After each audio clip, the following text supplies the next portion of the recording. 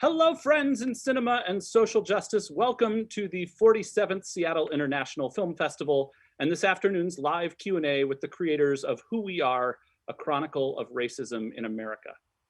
Before we begin, I want to acknowledge that we live, work, and play on the traditional territories of the Coast Salish peoples, specifically the Duwamish, Suquamish, and Muckleshoot tribes, and that we occupy this land. This acknowledgement does not take the place of authentic relationships with Indigenous communities, but serves as a first step in honoring the land we occupy and resisting the erasure of Indigenous past, present, and future. I encourage us all to turn this acknowledgement into action by supporting Indigenous communities financially if you are able, and through centering Indigenous voices in the films, art, and wider cultural conversations you engage. With the festival, don't forget to vote. Rate the films you've seen using the stars on each film's page. Your vote for the Golden Space Needle Audience Award, which will be announced this coming Sunday, April 18, is important to all of our filmmakers. Also, a reminder that SIFF is a year-round nonprofit organization and your support means a lot. If you join or renew your SIFF membership by April 18, you'll be entered to win a pass to the Milwaukee Film Festival happening May 6th through 20th. And you can also support SIFF with a donation at siff.net/donate.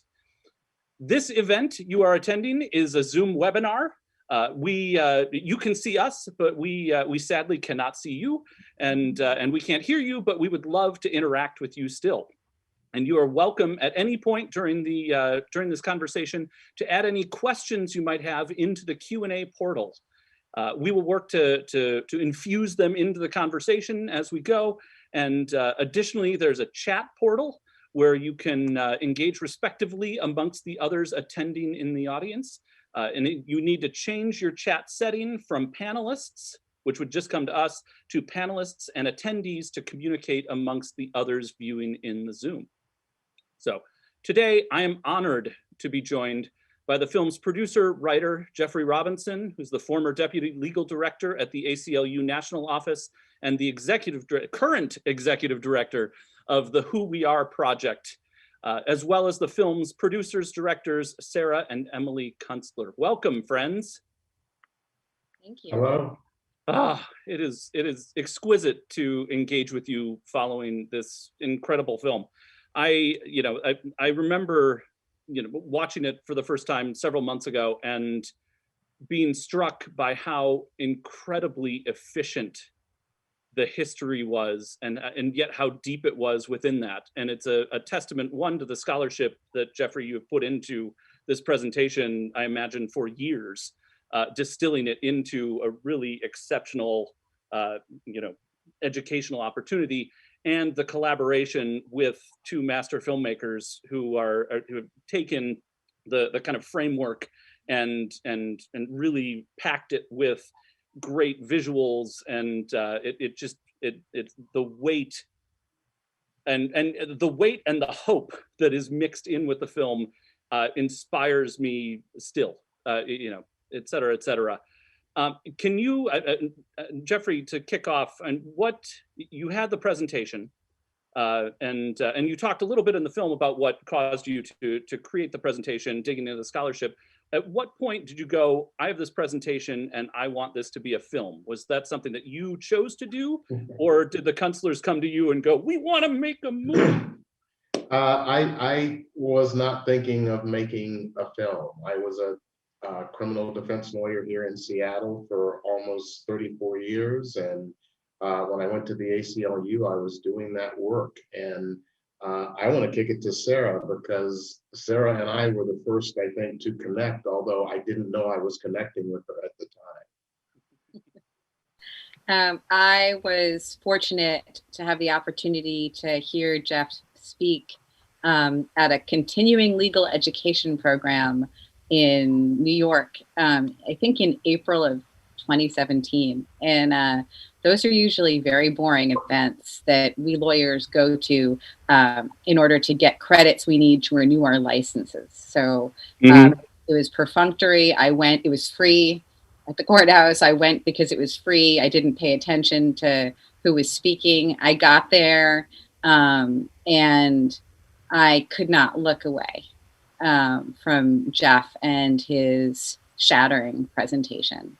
And not only could I not look away, I couldn't look at the world, my world, the same way ever again. And I think it's an experience a lot of people have when they see Jeff speak for the first time, when they hear him. And I walked out, I called my sister, I said, Emily, we need to make a movie about this. This Jeffrey Robinson has to bring this talk to a larger audience, and I want to help. And and that was the beginning. Yeah. And the process of taking, because I assume that the presentation in its entirety is not in the film, that there perhaps it's pieces of the presentation and then blended with interviews and all the variety of other things that are in there. How did you set about creating a structure around probably what the presentation did, but augmenting it with the variety of other things that you brought in? Well, I'll just start by saying that I had to trust Sarah and Emily because the entire presentation is 3 hours long. Wow. And I have spent years developing this, and we had to take some of it out, and trusting them on that was one of the hardest things I've ever had to do, because these things were important to me and they were in there for a reason. Yeah. Emily, you were starting to say. Yeah, no, Jeff's presentations is 3 hours long, and sometimes maybe more. It could be a day, really. I mean, there's so much information that Jeff has researched that's important to share with people. We recorded his entire presentation, and then we started traveling with Jeff as he gave his presentation across the country.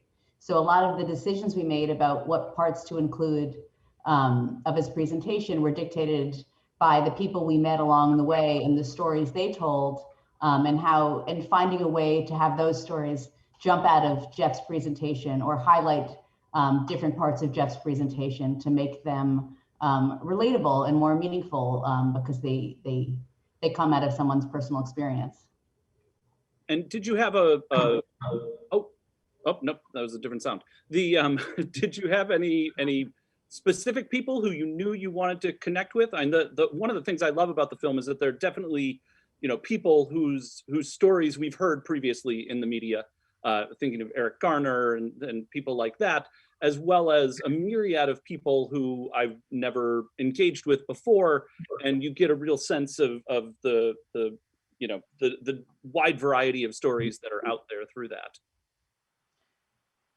I mean, I think it was important to all of us to highlight stories that had not been heard before, to give voice to people whose stories had been forgotten to history. Most of the stories that we included were really by chance, were people we were able to find or connections we were able to maneuver in order to speak to people. Most of this project, I guess, like many creative ventures, just feels sort of like things come to happen, things fall together. And it's hard at the end of it to know exactly what happened and the reasons it happened. But a lot of it seemed like luck and chance as we were going through it. Yeah, well, and that's obviously one of the themes of the film as well, in upbringing and all that sort of thing that's discussed toward the end. The opportunity to, I just lost my question. It was an incredible question. Wondering, one of the challenges I look at in our society is our post-fact society, and bringing this into a space of post-facts, and we see it represented so very well with the man with the flag at the beginning, and working. I value having someone like Jeffery going out and engaging with those people, but I really feel like all of us need to be the ones engaging with those people and feeling comfortable and confident and having the resources and knowledge to do so. Is there anywhere, are you planning with Who We Are, the Who We Are project on a larger scale, to be providing a lot of that information and talking points, or is there somewhere where people can start to infuse those conversations to have themselves? I think the major goal of the Who We Are project is to correct the narrative about white supremacy and racism in America, and to make a huge step forward in that correction within the next 5 years. Mm-hmm. Our history is hidden, but it's hidden in plain sight. And so we're going to focus on 3 areas of education. One is in the schools, and we're going to be working to develop curriculum and other materials that would be from pre-K all the way through college. And if people think that, wow, pre-K could be too young, I saw somebody the other day say, if my 5-year-old is old enough to experience racism, your 5-year-old is old enough to learn about it. Sure. And so I think this reluctance to talk about it is one of the things we want to break down. So there's education in the schools, then there's education in the community with community groups, whether they're religious, social, work-related, whatever. And the third bucket is government and corporate offices, because corporations in America have succeeded in large part due to some of the inequities that we talk about in this movie. And I think corporate America is starting to look in the mirror and not particularly like what they see. And they're going to have to take steps to undo some of what has been done. And so by educating people in those 3 areas, we think we can make a change in what people think and in what people do. So if you're going to engage in this work, if you're going to engage in these conversations, you have to arm yourself. And when I say arm yourself, I obviously don't mean with weapons, I mean with facts, with original source documents. You can come to the Who We Are project as we develop our website. We are literally just 9 or 10 days, or I guess it's 13 days into existence, because I left my job at the ACLU on March 31st, specifically to start the Who We Are project, because I think this is so important. And so our website will be a place where we can direct people to some of this information, but it is literally sitting there in plain sight. And with the tools available on the internet, it's amazing what you'll find if you start typing in questions and then going to original source documents. Yeah, and knowing where to find those ultimately. And I find so much of, and one of the things that I scribbled down as I was watching the movie again today was, God, where do we find sources we can trust? And it is that kind of the original source. Every state has a historical society, and they have documents that go back to the founding of the state. And some of those states go back to the colonies. And so just go and find the original documents. When people, I think I said this in the film, when human beings think they're doing something important, there is a trait that has existed since human beings first existed. And that is, we write shit down. Whether it was cave drawings in France 20,000 years ago, or documents, letters back and forth at the Constitutional Convention. When human beings think they're doing something important, they write stuff down. And so if you want to know what South Carolinians thought in 1705, when they were instituting slave patrols, you can go to the state of South Carolina Historical Society, and you can find documents and see people talking about, yes, we need to do this because we have to keep these people. I think one of their laws had the phrase, so that the Negro may be kept in due subjugation and obedience. Mm-hmm. And so when you start pulling those words, they're saying exactly what they mean. Yeah. Well, and I loved, and I imagine these resources are potentially out there, although they're, if they aren't, the funding, the to make, looking around the museum that you would attend in the film in, I believe it was South Carolina or somewhere, that was the slave, sales point or something along that line. Mart Museum. Say it again? The Slave Mart Museum. Slave Mart Museum, that's correct. And so much that's there I've never seen myself. I've never been to that space and felt, now granted, watching you engage with it also builds an empathy and connection to it, but just having the opportunity to hear about, to see the shackles, to see the fingerprints that are there, is world changing, because I've never even heard of that in the especially the fingerprint side of things. And I hadn't either. yeah. And that those kind of access points, it just feels like it's such a wonderful opportunity to start to codify and engage with some of those spaces in a way that makes it all the more tangible to connect with. With the film, Kunstlers, I imagine that the Who We Are project is not just the film, but taking the film, are there additional things that you're planning to do with the film outside of just being a feature, or is this kind of the planned involvement with the project as it is right now? Well, Sarah and I are committed to the Who We Are project, as long as they want us. And and that'll be a while. Yeah.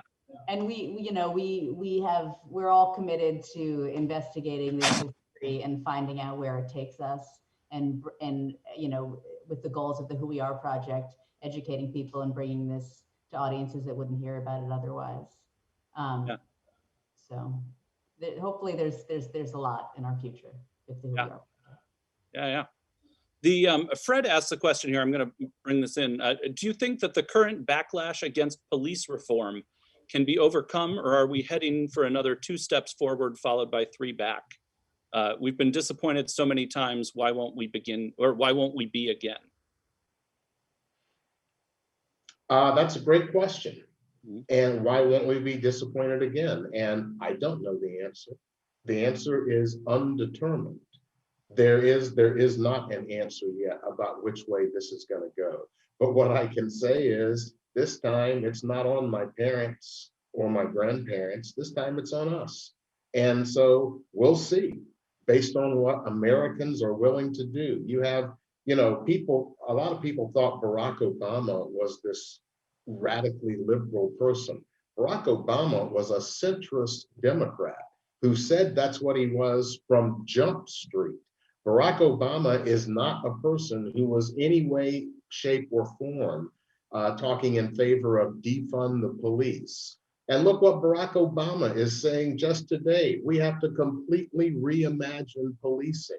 And that's the first part of it. People just being committed to this can't continue. And I don't know where we're headed, but I know, in my view, if people know our history, and if people understand that with what happened in Minneapolis just the other day with a frickin' air freshener or an expired tab on your car, ending up with a kid being dead, if people look at that and say that is sanity, I question that. And so when people say it's impossible to defund the police, defund, at least in my terms, not meaning get rid of the police completely, but as the ACLU and other organizations have said, divest majorly from police departments and put that money into things that will actually matter in terms of people having better lives. And so we have momentum right now with what's going on in this country to do something different. And so, as I said in the film, 50 years from now, I guess people will be looking back at us and saying, what did they do? And I hope they won't be saying, they let all these things happen. They watched George Floyd's trial, the trial of the man who killed him. And while that trial is going on, another young Black man gets killed. And while that's going on, they release the videotapes from the South with this soldier representing our country treated like a piece of shit. I hope they're not looking back at us and saying, well, yeah, they looked at that and said, too bad. So I guess we'll see. Is there, I know Maryland, maybe it was the city of Baltimore specifically, or maybe it was Maryland, I don't recall. I've been in the festival mode completely, but what was it? There was some legislation that was passed around defunding the police. And have you looked at that? Is that, where we should all be going, is looking at what they've done there, or are there other cities or states that are moving in the right direction for what we need to do as a society? I will just say this. This is where people can get informed and get involved. Take a look at your local police budget per year and see how much it is. And in Seattle, it's between, I don't know, $300 and $400 million a year. And start finding out what's going into that budget and what it's paying for. And there are a whole lot of things that, I think we could figure out a way to make sure that people registered their cars without having police officers pulling people over for little tiny shit like that. And then a kid gets scared and panicked, and now he's dead. I guess he won't drive his car with an air freshener anymore. Yeah. One of the things you touch on in the film is reparations, and I'm wondering if we can talk a little bit about what does reparations look like in the U.S. What should we societally be working toward? Evanston, Illinois just passed some reparations in terms of starting to fund families, but I know here in Seattle we've got real rent Duwamish and paying rent to the Duwamish tribe for occupying the land that we're on is a tangible thing, and reparations feels like it's intangible at the moment. And how do we make that tangible in society? Tomorrow, there is an historic markup in Congress on H.R. 40. The bill is being marked up for the first time in its history of being introduced since 1989, and there's likely to be a floor vote in Congress before the end of the summer. H.R. 40 sets up a commission to answer that exact question. I have some very clear and specific ideas about what reparations should look like, but those are just my ideas. And I'm not smart enough to make that decision for everybody. That's why you have a commission. It's the exact same procedure that was used when Japanese Americans were paid $1.6 billion for 3.5 years of imprisonment during World War II. And that didn't come close to compensating them for what they lost. So I can tell you what reparations are not. It's not just a check to somebody, because the damage is damage to an entire community, not just to individuals. And it's not taking money away from white people and giving it to Black people, because when we're talking about building communities and building educational and economic opportunities, everybody's vote rises.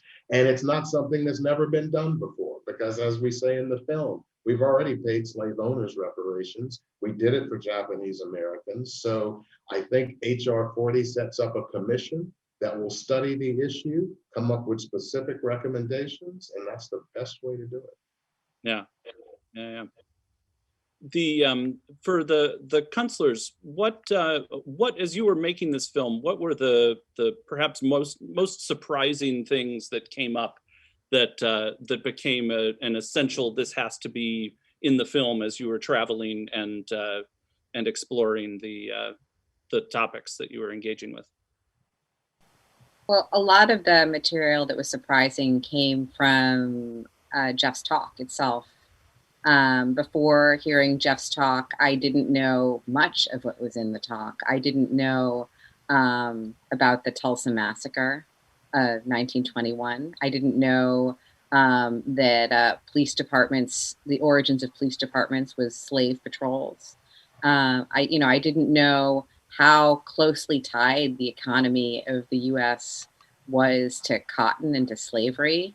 I didn't know how much my own state, New York, how involved New York State was in slavery and how much it profited from the enslavement of people. It was, Jeff's talk was a revelation, and that's what, led us out into the world to meet with the people we met with. Emily, do you have any other thoughts on things you learned? And every interview that we did, every place that we went, every person that we met, the small group that we were in this white, 15 passenger van driving across the country, we would think, wow, that was amazing. That we would be totally floored by what we heard, and we thought that every interview we had was the best one yet. And we kept having that experience over and over again. And it was, you know, it was heavy. You know, we were really fortunate to gain the trust of the people we met and to be invited really deeply into their lives and to their experiences. And they trusted us to record their stories and share their stories. And you know, and we took that responsibility very seriously as a group. So a lot of the things that we heard and the people we met were totally horrifying, shocking, also tremendously life affirming.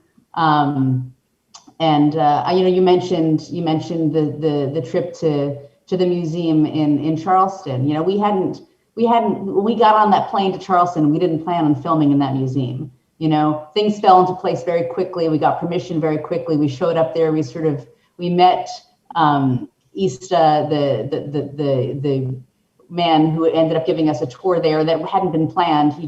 He was so passionate about the work that he did. He recognized that we were passionate about the work that we were doing, and he gave us this tour. And it was just, you know, moments like that, looking at those bricks and then walking around that city the day later, thinking about the space that we're in a totally different way. The same thing happened in New York, you know, walking around, seeing this site of this market for enslaved people that was really just feet from where Jeffrey worked and lived when he was in New York. Was a real eye-opening experience for all of us, and made us look at the world differently. And that's the hope with this film, that by sharing those experiences that we had, real experiences that we all really felt very deeply, by sharing that an audience will have a similar experience, will walk around their community, you know, among their neighbors, and look at things and think about them in an entirely different way. Yeah. There's some questions starting to come in here. One of which is from David here in the chat. Jeffrey, thank you to you and your colleagues for this film. Can you please speak to the enormity of the challenge of convincing white people in places like Seattle and King County that this is indeed who we are, and that racism exists and even thrives in communities which consider themselves progressive? I think it is always a challenge to look in the mirror. No matter what age you are, you see something that you don't like. But I think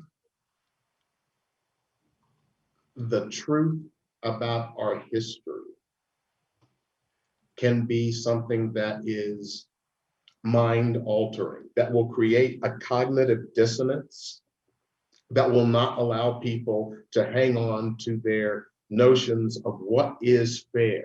And so just trying to ask very direct questions. Why are there 13%? Why are Black Americans 13% of the population and 40% of the imprisoned population? Why is that? You know, let's just like brush away all of the nonsense and the political correctness. Either we are more criminal or something else is going on. It's one or the other. And so if you're willing to say we are more criminal, I would like to give you a history that stretches from what I have seen in an unbroken fashion from 1619 until today, that gives you an alternative explanation for why things look the way that they do.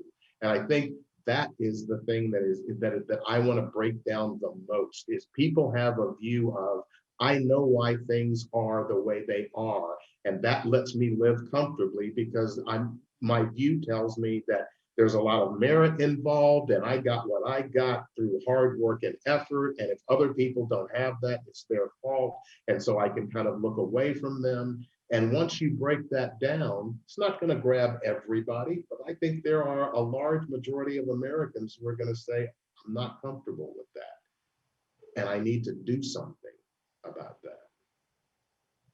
Yeah. There's another question here from Vernon around, given the educational focus of the Who We Are project if you could redesign American education systems so as to do justice to the legacies of racism and the opportunity of anti-racism, where would you start? You start with curriculum, and you start early. There's a book by a woman named Poe Bronson, written years ago, about kids and all kinds of topics, but kids and race specifically. And one of the things that she noted is you can go to the most liberal Montessori school in America, and kids will self-segregate in the first grade when they go to eat lunch. So where are they learning that shit? They're learning it from what they see around the world. And so curriculum in schools is one of the things that is critically important. One of the things that we have just about finished is a discussion guide for this film that will help people go deeper into these issues. But that guide is also going to be modified slightly so that it can be used in high schools, so that this film can be shown, and then taking it segment by segment, going deeper into what lays beneath the iceberg, as you kind of said, what lays beneath what was showed in the film in a much more deeper level. And I think once you start educating people about how things got this way, then we can come up with solutions that are based on what actually caused the problem. And that's the point of knowing your history. If you don't know your history about policing, you could think that passing a law saying that police officers can't kneel on somebody's neck, that'll solve the George Floyd problem. But it won't, because that's not the source of the problem. The source of the problem is a very ugly history about policing in this country. And only when we recognize that will we actually be able to fix the problem. There have been several questions already in the chat area around when the film might be available to share more widely, community-wise.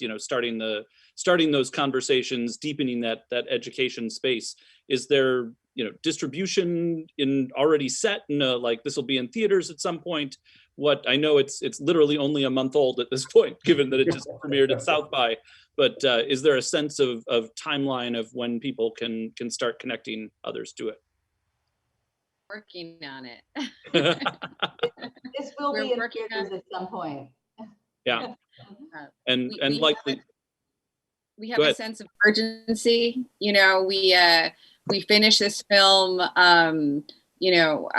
George Floyd was murdered, and we realized that we had to finish this film and get it out there. We have a tremendous sense of urgency in getting this out into the world. So if there's anyone who's watching this Q&A who would like to, interested in partner with us or has ideas on getting it out there, we welcome your input, but we're working on it. Yeah. There's another question here that for Jeffery, you spoke about implicit bias in the movie. Do you think that this movie and exposure to this real history will begin the change in the minds of people, including people of color like yourself or like ourselves? And they sure hope so. Implicit bias is an important thing just to recognize, but quite frankly, I think while it's important and significant, I don't think that's the central problem, because implicit bias is somewhat different than KKK card-carrying bigot bias, although the results for the person suffering from it are exactly the same. If we solve the issue with reckoning with our true history, we will solve the issue of implicit bias. So implicit bias is not something I'm worried about, because if we deal with the major problem, then we will deal with implicit bias. Once again, it's understanding what it is you're dealing with. You could solve implicit bias. You could get everybody to rid that from their minds, and we could still be exactly where we are in America. So I think the issue is solving the structural problem, and that will take care of the other stuff. So another question here, Mr. Robinson, how do you maintain your composure so well when talking with people who are so ensconced in their rewritten historical stances? And I suppose I'd also add to that, how do you know when to walk away and when to push more on it in that way? Well, maybe I'll start out just by asking Sarah or Emily to talk about how that conversation in the film came about. The conversation in South Carolina with Mr. Spivey? Yeah. Well, we heard that every Sunday afternoon there was a group of individuals that surrounded this commemorative statue to Confederate soldiers, and we knew that they were there on one side of the street, and the other side was a counter protest. And we had a free afternoon, so we thought, well, let's just go down and check it out. Jeff wasn't feeling well that morning, so he stayed in the hotel.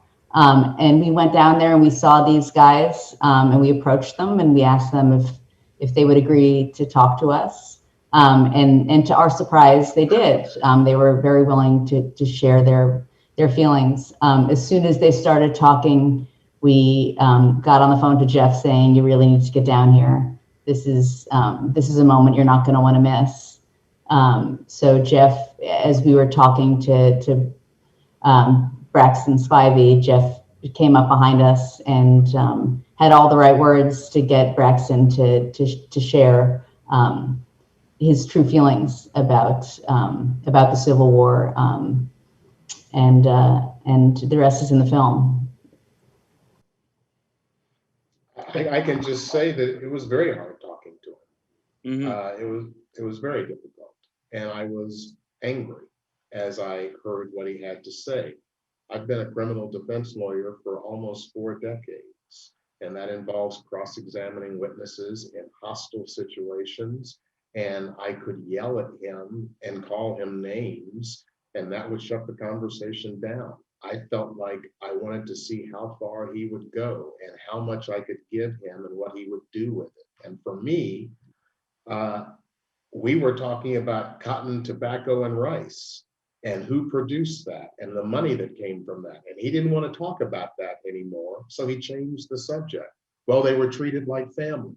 And I think we had just been to the Slave Mart Museum, and so that was a moment of, this person is so far divorced from reality, and I'm sure he's never stepped foot into that Slave Mart Museum. And so, was his mind changed? I sincerely doubt it. But are there some people who will have their views challenged and have to stop and think? Yeah, they are. And so, I did what I did. And then I yelled at Sarah and Emily and everybody else in the van afterwards about how I should have screamed at him and how I was a punk because I just sat there and I was polite to him. And so that's the way we dealt with it. Yeah. From there, go ahead.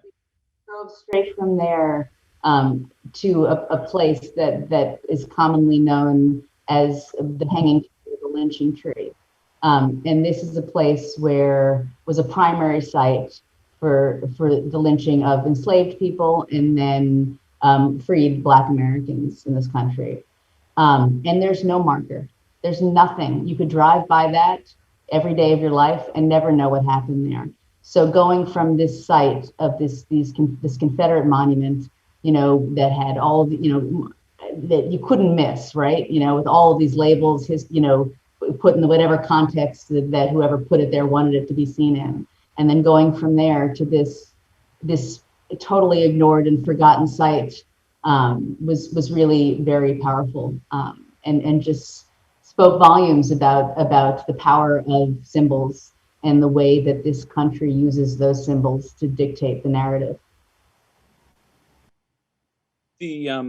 Speaking of markers, the segment in the film about Nathan Bedford Forrest and the extraordinary young woman and the community, rising up to take down that monument, got me thinking about Seattle and what monuments we have here. And Jean Marie in the Q&A mentions that on Capitol Hill in the cemetery there was the Daughters of the Confederacy monument that was there until I believe early September when a group of people I imagine tore it down. Are there other monuments or things here in Seattle, that naming, et cetera, along that line, that need to be changed? That we don't even. There are a couple of other markers in Washington State. I'm not aware of any other Confederate markers in the Seattle area. I think what I would just say, though, is one of the things that we learned from this film, and one of the things we saw, especially in Tulsa, is you don't have to have a PhD to be a historian. And I think Sarah talks about this really well. And Sarah, maybe I'm just going to toss it to you, because thinking about what the folks did in Tulsa and how they have preserved and understood that history, people can do in any community across America. Yeah, well, we were fortunate to tour Tulsa on the Real Black Wall Street tour, which is a tour, given by Chief Egunwale and Christy Arisa B. Williams. And they are citizen historians. And it was really spending time with Christy and Chief that we started to realize as a team that being a citizen historian is a profoundly political act. Taking back, centuries of stolen history, reclaiming them, and sharing the truth is a political act. And one of the things that we hope that our film will do is encourage people to take history literally into their own hands. That's what Jeff did when Jeff is also a citizen historian, right? He's not, he's a lawyer. He doesn't have a PhD, but he went looking and it wasn't hard to find. If you look for it, it's there. And looking for primary source materials, looking in your community, wherever you live, going to a local graveyard, seeing who's buried there, learning history from the real people, not the people who are the famous people in our history books, but from the real people who lived through it, will profoundly change your understanding of our country. And that is part of the mission of the Who We Are project, is encouraging people to take that on themselves. Well, I think there is one little example right here in this area that people can look at and understand. Seattle is in King County, and it's been King County since I moved here in 1981, and it was King County long before that. But it became Martin Luther King County on the efforts of Larry Gossett. And that in part was understanding and researching who the original king was, what that person stood for, and maybe we should change the name. And so I think that's the kind of thing, an example of how you can find things out in your own area, because like I say, people write stuff down. And now that we have the internet, it's amazing what you can find just by going through the sources that are there. Speaking of connecting to those sources, one of the many interviews that I love in the film is with Leslie in Tulsa. Is the most extraordinary woman, and is there an desire to put the full interviews that you had with these people, the kind of documents of their stories online as part of the Who We Are project? Will there be access later? We're going to be talking about that. I mean, It's like Sarah and Emily said, we have so many ideas of what we can do with this information and with the film that we have that we'll definitely be talking about it. She was an amazing woman. She is an amazing woman. Jordan inquires, are there opportunities to get involved with the Who We Are project in terms of volunteering, or how can people connect deeper with you? And so once again, I will say that please understand that on April 1st, I left the ACLU, which was my full-time job. And a woman who has been my colleague for the last 19 years, Andrea Crabtree, was working at the ACLU with me. We are committed to this work, and so we left our jobs at the ACLU to start the Who We Are project. We are engaging now with talking to people about work we're going to do in Washington State. What I would say is, please check our website. you'll be able to leave, I think, or leave some contact information with us. And, you know, as we get going, we'll definitely be looking for help, because we plan on having not just a local reach, but a national reach. Yeah. And you can help us by, by voting for this film at the Seattle International Film Festival. Sure. If you were inspired by this film, if you were enraged by this film, if this was a history that you want to share with your friends and neighbors and family and people across the country, to inspire the conversations that we need to have about racism in America, then vote for this film. Voting for this film is a political act, right? Because you're saying that what's in this film matters and you want it to get out to a wider audience. Emily, you were about to say something and I interrupted you. No, I mean, it was about Leslie, who we learned to call Mother Randall, and how that interview came about, because it's just, it just shows you sort of the magic of documentary filmmaking. We didn't know that Mother Randall existed. We had spent almost a week in Tulsa. We had finally earned the trust of the local activists on the ground, and they were like, oh, there's a survivor that we're connected to, that we're close with. It was too late in that time we were there to actually schedule that interview. We really tried, and then we flew back to Tulsa just to interview Mother Randall, but she was too ill while we were there. So we ended up being able to record this, this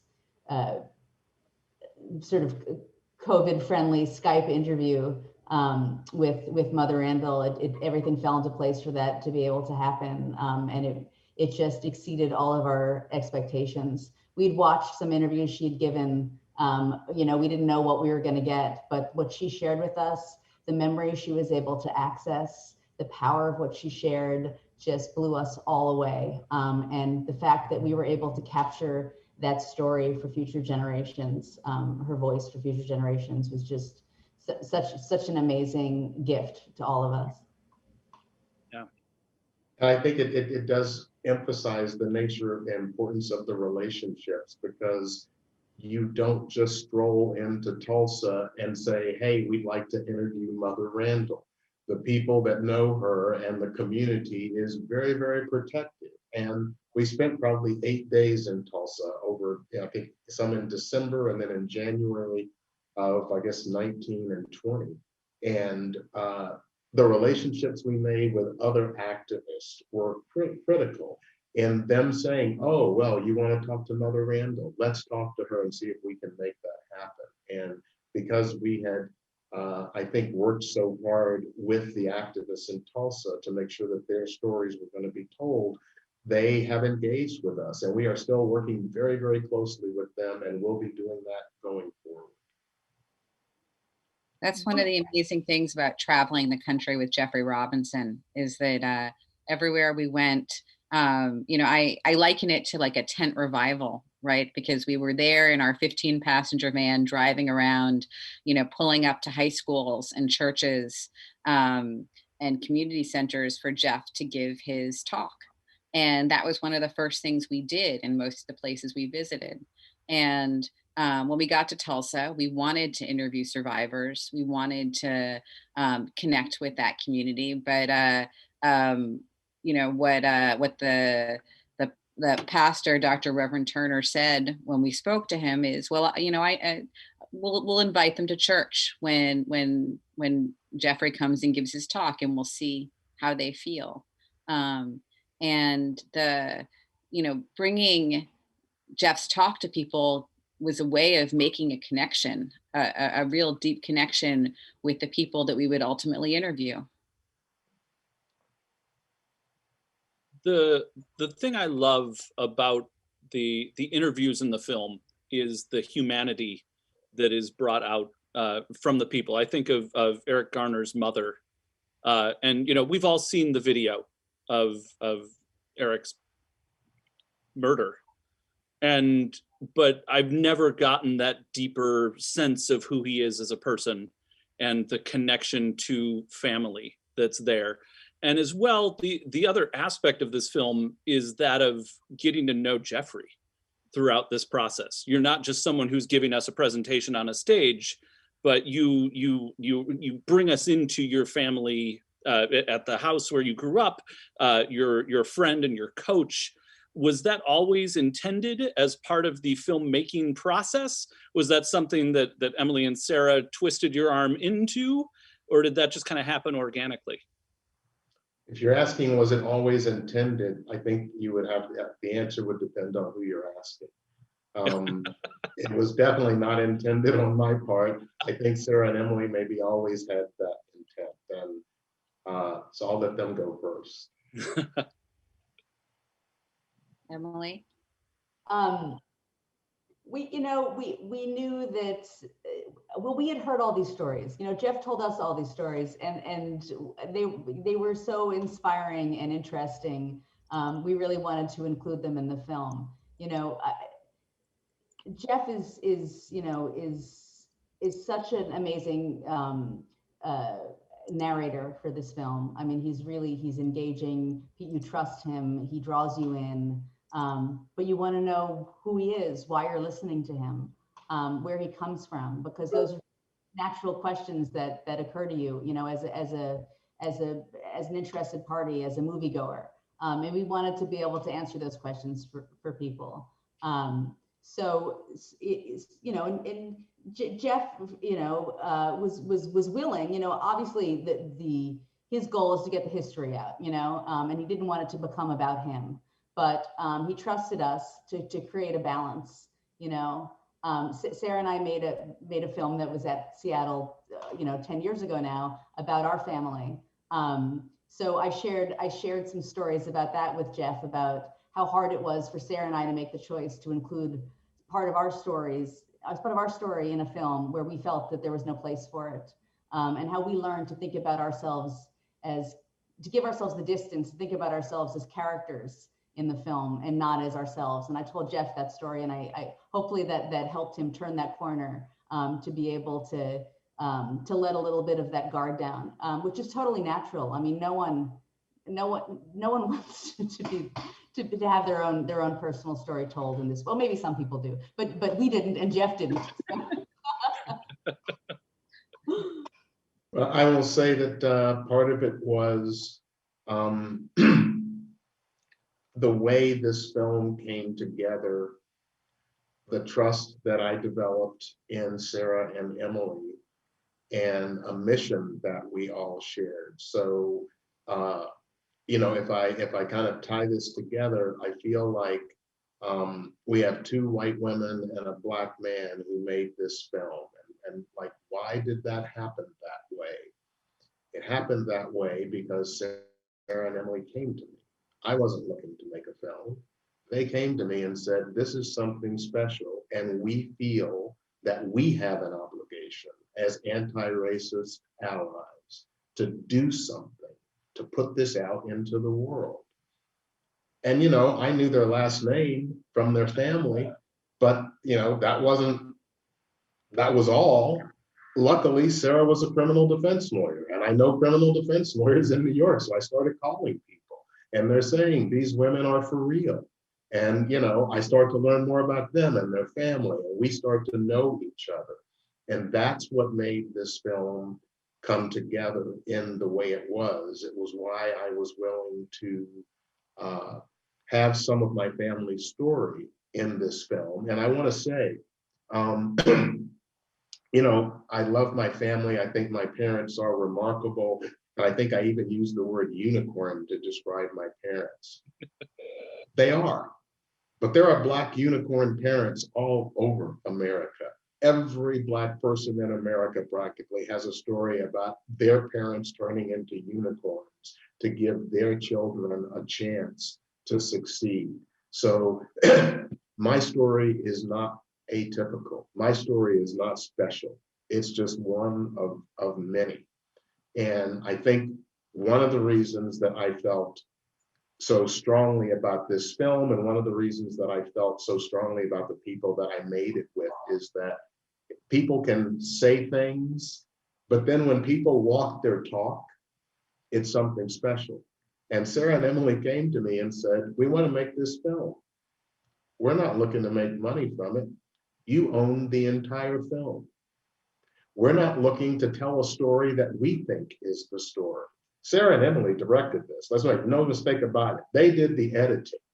But then they came to me and said, and if this is not what you want, we'll change it. And I had the ability to do that. We got donations, large and small, from people over 3 years and paid for this film. When we sell this film, no one is making a penny off of it. Every dime is going to the Who We Are project.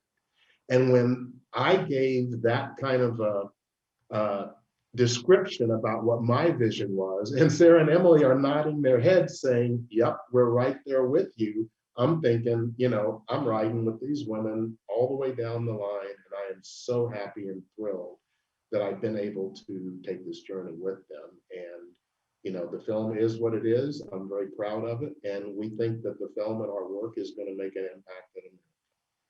So Yeah. look for more, because we'll be coming. Yeah, here. The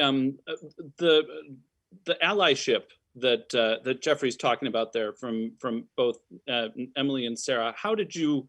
Was it always your intention, even before Jeffrey had said all this, to lean into that side of things? What was kind of the process for you of conceiving of this project and then getting out of the way yourselves and realizing that you needed to, perhaps? I mean, this was Jeff's work. Sure. You know, there was no, it was never about owning a piece of this. You know, we, you know, I mean, as white people, we always have to get out of our own way, right? It's a process of, you know, of unlearning racism all the time. I'm not saying that's not a reality, because it is a reality. You know, Emily and I grew up in an anti-racist household, and yet watching Jeff's talk, you know, I still had the reaction I had. There was still so much I didn't know. There is still so much I don't know. But I think for Emily and I, making this film was part of an acknowledgement that the history of anti-Black racism in America is a history of white supremacy and white complicity. And as white people, it is our job to remember that history for our country and for future generations. It's everybody's responsibility. But, you know, but white people have to share in that responsibility. They have to do that reckoning. They have to continue that learning. And making this film was all of those things for Emily and I. Yeah. Emily and me. Oh man, we're at time, which breaks my heart. But you know, this film to me is a unicorn. I mean, there's so much here that is leading the way in a way that I genuinely feel like this is that work of art that we can disseminate into the world and will be easily understood, easily, you know, seen, and easily followed up upon, because it is so incredibly inspiring. And for me, and you use it throughout, but I remember it so much with the end of the film about the boulder, and that image of not letting the boulder roll back. And as I'm seeing the news, and as I'm seeing Georgia and voting rights and things along that line, and knowing that I cannot sit back anymore, and I cannot wait to see students engage with this. And we're already, you know, we're hoping to do a screening with schools last week, which didn't happen for a variety of reasons. But I am all in, friends, for connecting this here in Seattle through whatever means I can support here at SIFF, et cetera, along that line. And thank you all so much for your work doing this incredible scholarship, Jeffery. It's awe-inspiring, and then for Emily and Sarah for recognizing the need for it to be told and stepping out of the way to let it become what it is. Thank you very much for having us. I've lived in Seattle for a long time, so it was really special that the film was in this festival. Yeah. Well, it's an honor to meet you. I'm horrified that I did not know of your work until now, but I am honored to know it now and support it any way I can as we move forward. Thank you very much. Yay. And thank Good you night, everyone for everybody. joining.